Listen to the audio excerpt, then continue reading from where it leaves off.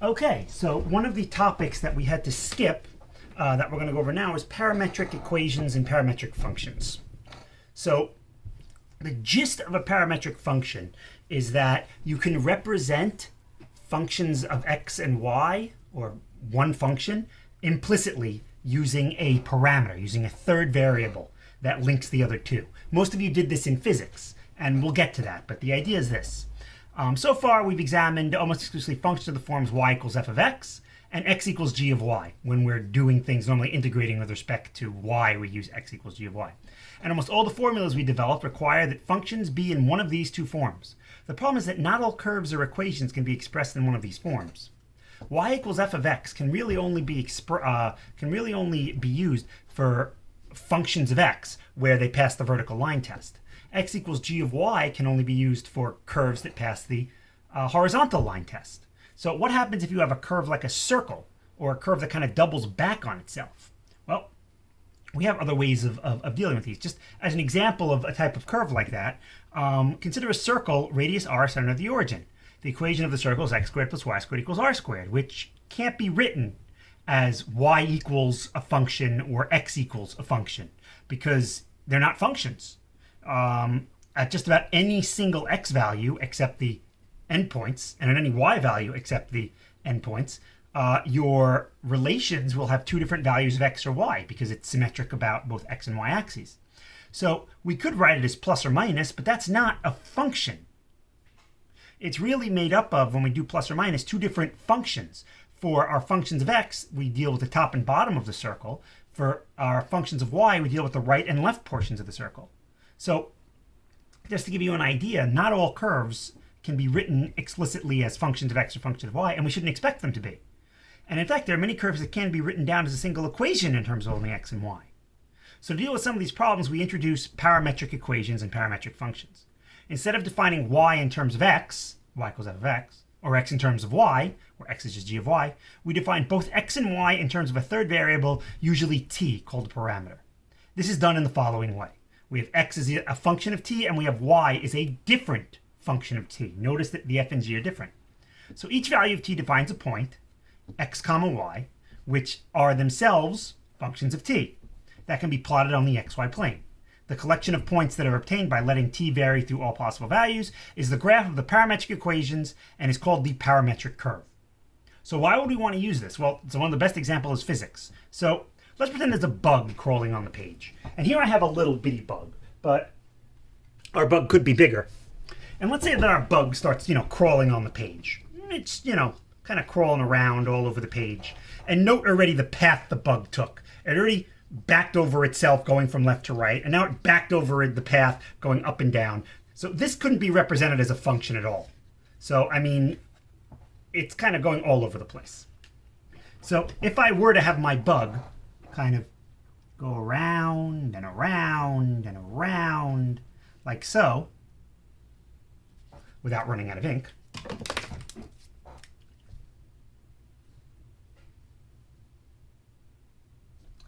this is not a curve that can be written as a function of x or a function of y. Instead, what we do is we assign a specific value to the bug starting point. Normally we say this is where t is 0. And if that's where t is 0, then I come up with a function of t to represent the x coordinate, which would be something negative, and the y coordinate, which would be something positive. And then I do each piece or portion of the position as a separate function. So I look at just the x values separately, and I go, okay, what's the bug doing as it moves? Well, and I'll do that in red. As the bug moves, my x value starts here. Okay. My x value starts here. And then the x value goes to the right. Then it doubles back and goes to the left. Then it comes back to the right. And it ends here. The y function would start vertically here, and then it would go up, and then it would go down, and then it would come back up, and then it would go back down, and then it would come back up, and then it would go back down. And I could graph each of these separately as a function of time, where I could have a separate axis where this is the t and this is the x, and another separate axis where this is the t and this is the y. And they would look like regular curves, perhaps, where this one would just be a function of t, and this would be a function of t. And that's the game. The point xy represents the location of the bug on the grid at time t, and the parametric curve will be the path that the bug travels before it decides to fly away. Parametric curves, one of the major differences between them and regular curves is that they have a direction. They have what we call an orientation. We put little arrows on it to denote that as t increases, this is the direction that our curve is going. So once you understand what a parametric curve is, it's just a way to measure two different variables changing with respect to a third variable. This is measuring x and y as it changes with time. It's possible to start analyzing them in the same way we've analyzed curves of explicit functions and implicit relations. This means that it's possible to find tangent lines, concavity, maxima and minima, points of inflection, and so on. So in order to analyze a parametric curve, we have to remember the chain rule. If you remember the chain rule, the original chain rule we had said that dy dx was the same thing as dy dt times dt dx. And that's one way of writing it. So another way of writing this would be to say, okay, I'm going to divide both sides. So if I want to get this expression here, instead of looking at this in terms of dy dx, I'm going to ask, what is dy dt? Well, dy dt is dy dx times dx dt. That's just the chain rule again. But if I want to figure out dy dx, I can divide both sides by dx dt. And I get that dy dx equals dy dt over dx dt. dy dx equals dy dt over dx dt. First derivative. And we used this much earlier in the year on a take-home test. I introduced this to you. I think it was take-home test 3 or 4. It was way back when. It was after limits, the very first test after limits when we did chain rule. So here are some examples of this in action. Find the equation of the tangent lines to the parametric curve x of t equals t to the 5th minus 4t cubed, and y of t equals t squared at the point 0, 4. So if we wanted to get an idea of what this function looks like, this parametric curve, we can actually graph it on a parametric axis. So to do that, I'm going to bring out my handy dandy calculator here. I can go to the mode, and I can change the mode from function to par for parametric. This also does POL for polar and SEQ for sequences, so we have all different types of functions covered. And now when I go to my y equals, I notice I have an x1t and a y1t. The x1t will be t to the 5th minus 4t cubed. That's my t button, the x button. T to the 5th minus 4t cubed. And my y of t is just t squared. And now the interesting thing, if we go to the window, it gives us a t min and a t max. And it gives us a t-step. See, the way the calculator is going to graph this is it's going to pick a point, in this case starting at the point when t is 0, and plot a dot there. Then it's going to increase t by 0.13. And it's going to plot another dot there. Then it's going to increase t by another 0.13 and plot another dot there. And it's going to connect those dots with lines. So the smaller the t-step is, the more smooth the curve is, but the longer it'll take the calculator to actually draw it. The step, similar to Euler's method as far as the step is concerned. It's figuring out how to draw the curve using lines, kind of like we did with Euler's method. So we want to know what this is when x is 0 and y is 4. So let us keep t min at 0, t max at 6. I'll put myself in standard mode here. And that is what the curve looks like. It shoots to the left and then back to the right. And it kind of makes sense. Notice that y is t squared. So if y is t squared starting at t equals 0, you know that t squared increases faster and faster. So here the y coordinate gets larger, slowly, then all of a sudden it gets larger faster and faster as it continues to increase. My y value is going to be higher and higher faster. The x coordinate is increasing much, much faster. It's increasing by a factor of 5. So that's why it shoots off to the right so quickly. The y coordinate is increasing by a factor of 5 each time the x coordinate is increasing by a factor of 5 each time the y coordinate is increasing by a factor of squared. So this is increasing much faster than the y is. So that's why as the y goes up a little bit, the x is flying all over the place. And this is what the graph looks like. And we want to figure out what's happening at the point 0, 4. So, first of all, we have to figure out what the derivative is going to be and at what point the derivative is. So I know that for this, that my x of t has to equal 0 and my y of t has to equal 4, because I'm told this is my x coordinate, this is my y coordinate. Well, x of t is just t to the 5th minus 4t to the 3rd. And y of t equals 4 is just t squared equals 4. So I have to solve both of these equations and figure out the time at which the x-coordinate is 0 and the y-coordinate is 4. It should only be a single time. So I will factor out a t to the 3rd, and then this is a difference of 2 squares. And when I solve this, I get t equals 0, t equals 2, and t equals negative 2. Here, when I solve this, I get t equals 2 and t equals negative 2. So the only points that they have in common are t equals 2 and t equals negative 2. So I can reject the t equals 0 because when t is 0, my y-coordinate is not 4. And notice the directions. Find the equation of the tangent lines. There could be more than one time when my function passes through the point 0, 4. This graph started when t was 0. What happens if I go to the window? Instead of starting when t is 0, I start when t is negative 2 pi, which is that 6 point so-and-so, and I graph. You'll notice that the graph intersects the point 0, 4 twice. One time when the graph is decreasing, and one time when the graph is increasing.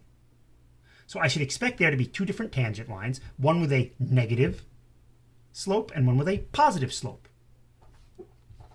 So now I know that I've got my two possible solutions, t equals 2 and t equals negative 2, is the value of t at which the point 0, 4 will occur. If I have a bug crawling along my grid, then at time negative 2, whatever that is, 2 seconds before I started recording it, it will be at the point 0, 4, and 2 seconds after I started recording it, it'll be at the point 0, 4. So now I need the derivative. Well, the derivative, the slope, dy dx, is the same thing as dy dt divided by dx dt. Well, dy dt is just 2t. And dx dt will be 5t to the 4th minus 12t squared. So this is my dy dx. And now I need to figure out what this value is at time 2 and time negative 2. So at t equals negative 2, my derivative of y with respect to x will be, if I plug in, the numerator will be negative 4. The denominator will be negative 2 to the 4th, which is 16, times 5, which is 80, minus negative 2 squared is 4, times 12 is 48. So this will be negative 4 over 32, or negative 1/8. At t equals 2, the numerator of my dy dx is 4. And the denominator still winds up being the same thing, 32, because this is an even function. So whether I put in 2 or negative 2, it still winds up being the same. 1/8. And as expected, there is one slope that is negative, that one, and one slope that is positive, that one. Now, if I want the equation of a line, well, we know what the equation of the lines are. They're y minus y1 equals slope x minus x1. Well, the x1 is 0, the y1 is 4. That's the equation. That is the coordinates of my point. Y minus 4 equals x minus 0. And then the slope for one of the lines is negative 1/8. And for the other line is 1/8. And there are the lines tangent to my parametric curve at the point 0, 4. There's more than one, and that's okay. Okay, example 2. Determine the coordinates of the points where the following parametric equations have horizontal and vertical tangent lines. So a horizontal tangent line is where the derivative is 0. And a vertical tangent line will be where the derivative is undefined and we don't have a cusp point or a discontinuity. Well, since each of these parametric functions are continuous, that means the curve itself will be continuous. And since each of these parametric functions is differentiable, that means there are no cusp points anywhere, which means that the only time that the derivative won't be differentiable is if I have a vertical tangent line. And we don't get into what happens if one of these has a cusp point, if one of these happens to be defined by a piecewise function. We could look at that as kind of a super extra bonus challenge. If you're interested, email me and I can do a lesson on that. Let me know. Otherwise, I think that's supposed to be t cubed. I don't know what that extra little dot there was. Could be an error on my paper or something. In any event. So I need to figure out where the derivative is 0. So dy dx is the same thing as dy dt over or divided by dx dt. And this should also look a little familiar because we did something similar with polar functions. If you remember how we found the polar derivative, to find dy dx, we did dy d theta divided by dx d theta. And then we got x and y in terms of r and did a crazy formula for it. So it's similar to that, but actually much simpler. So let's see, dy dt is just 6t because it's quadratic, and dx dt is 3t squared minus 3. So for horizontal tangent lines, we need the derivative to equal 0. And when does a rational expression equal 0? Well, a rational expression equals 0 when the numerator is 0 and the denominator is not 0, because 0 divided by 0 is undefined. So I get that t is 0 is a possible solution, and then I find that t cannot be -1 or 1, which is fine because I get t is 0. So when t is 0, the derivative is 0. So the coordinate of the point would be when t is 0. So the coordinates of the point would be x of 0, comma, y of 0. Or x of 0 is 0, and y of 0 is -9. For a vertical tangent line, we have to figure out where the derivative is undefined. And the only time a rational function has an undefined derivative is when the denominator equals 0. Well, this denominator equals 0 at t equals 1 and t equals -1. So there are 2 points where our function is going to have a vertical tangent line. It will be at the point x1, y1, and at the point x of -1, y of -1. I'm saying of, not sub. So let's see. X of 1 would be the point 1 minus 3 is -2. Y of 1 would be 3 minus 9 is -6. And the other point would be when x is -1. -1 cubed is -1, plus 3 is 2. And y of -1 would be 3 minus 9 would still be -6. And we can test this by, or verify this anyway, by using the calculator. So I'll go to my y equals. And for my x1, I will type in t to the third minus 3t. And for my y1, I will type in 3t squared minus 9. Oops. And I will graph my function. And we'll notice the only point that has a horizontal tangent line is down here. Well, that's the point 0, -9. 1, 2, 3, 4, 5, 6, 7, 8, 9. The only points that have vertical tangent lines appear to be on the sides of this loop. And that loop looks like it occurs at -2, 1, 2, 3, 4, 5, 6, and 2, -6.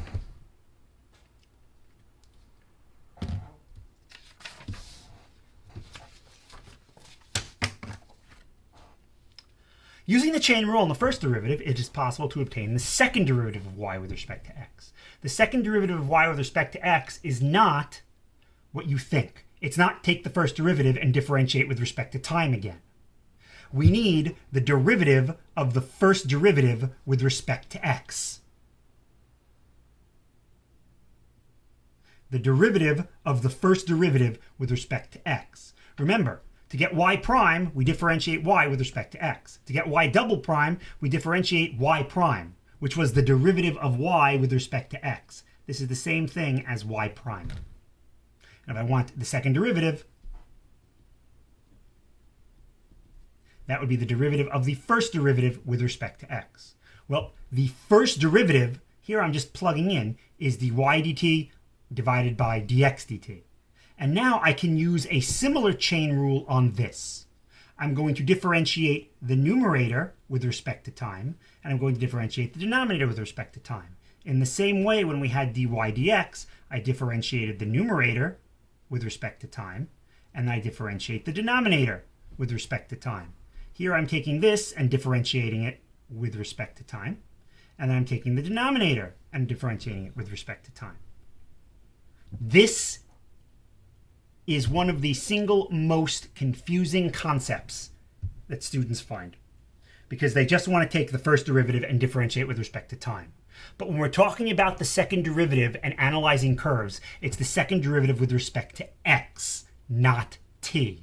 So I can't take the thing I just found, the derivative with respect to x, which is in terms of t, and just differentiate it with respect to t. If I did that, then what I would have is dy dx with respect to time. That is not the second derivative. That is not the first derivative with respect to x. That is the derivative of the first derivative with respect to time. So let's try some examples. Find the second derivative for the following parametric equations. Okay, so the first thing I need is I need the first derivative. So dy dx is dy dt over dx dt. dy dt is simply 2t. dx dt is 5t to the fourth minus 12t squared. The second derivative of y with respect to x will be the derivative of the first derivative of y with respect to x, which we just found. That's this up here. This is dy dx. See? Equal. With respect to x. And by the chain rule, this would be the derivative of the first derivative with respect to time divided by the derivative of x with respect to time. So this right here is the derivative of the y with respect to x. I need to now differentiate this with respect to time. So this is going to be a quotient rule. So to get the numerator here, to get dy dt over dx dt, I have to differentiate my first derivative with respect to time. So when I do that, I have bottom times derivative of the top minus top times derivative of the bottom, 20t cubed minus 24t, all over 5t to the fourth minus 12t squared. So with a little more room, I can write this out. This numerator will be 2 times 5t to the fourth minus 12t squared minus 2t times 20t cubed minus 24t all over 5t to the fourth minus 12t squared by the quotient rule. And now I still have to divide that by dx dt. Well, dx dt I find from here again. dx dt is just 5t to the fourth minus 12t squared. I could simplify this. I'm not going to. That is my second derivative of y with respect to x.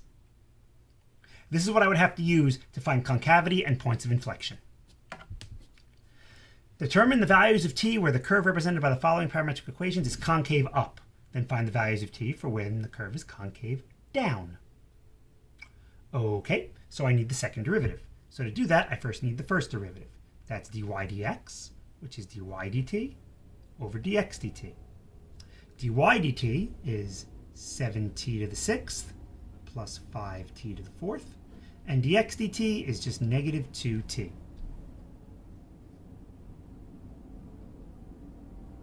And in fact, I can simplify this by canceling out the t's.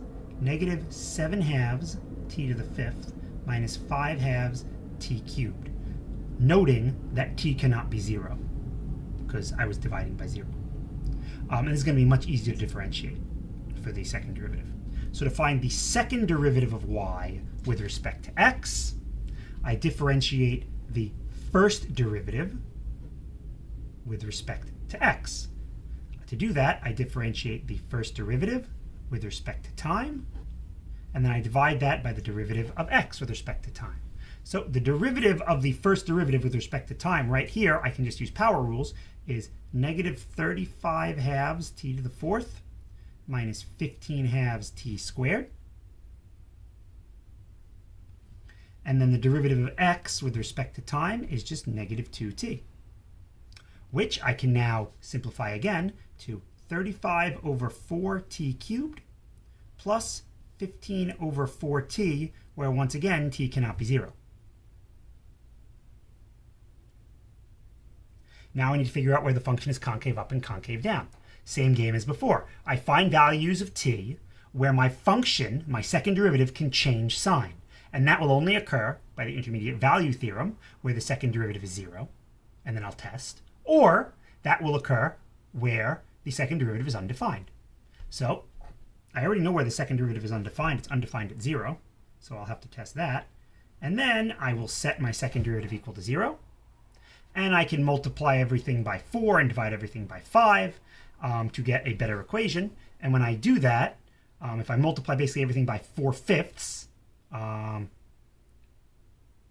by 4/5, this becomes 7t cubed plus 3t equals 0.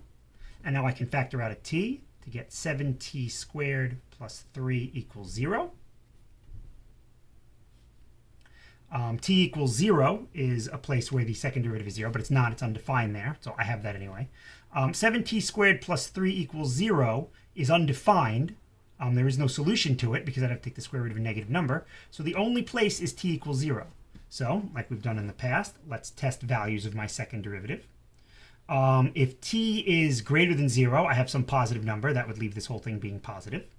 If t is less than 0, t would be negative, and that leaves my whole second derivative being negative. So we are concave up where t goes from negative infinity to 0. Concave down, down, down, down, we're negative. And we are concave up where t goes from 0 to infinity. And it's important that we answer this question using this variable t, because it specifically says find the values of t for where the curve is concave down. So notice that that's only values of t. So here's what we're going to do. We're going to graph this. We're going to graph this first from 0 to, let's say, 20. And you'll see that the entire graph should be concave up. And then we'll do the negative values, and you'll see that the entire graph should be concave down if we did this correctly. So this is 1 minus t squared, and this is t to the 7th plus t to the 5th, to the 5th, and I hope that we did this right.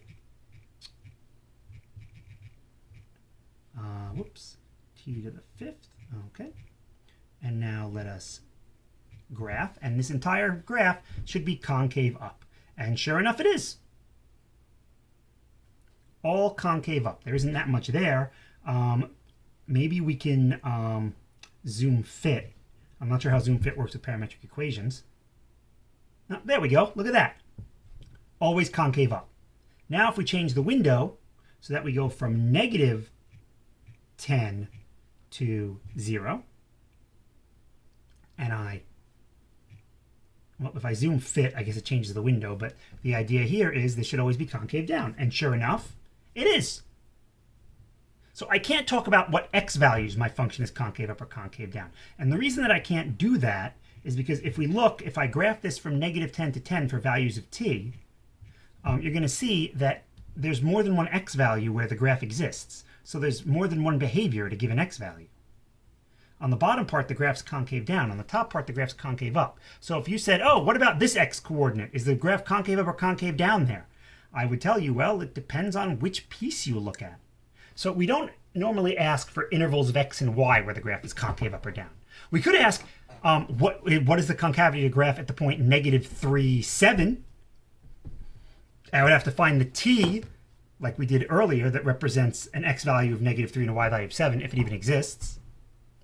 And then figure out, based on what t that is, whether the graph is, the second derivative is positive or negative, and then I would have that point. At that point, the graph would be either positive, the second derivative would be either positive or negative, so the graph would be either concave up or concave down. It could still be both if the graph intersects itself. I could have both a concave up and concave down graph in the same point. If I had a graph that, for example, looked like that. Here, the first pass through this point, my graph is concave up. The second pass through this point, my graph is concave down. Or actually, the second pass through this point, the way I drew it, I have an inflection point.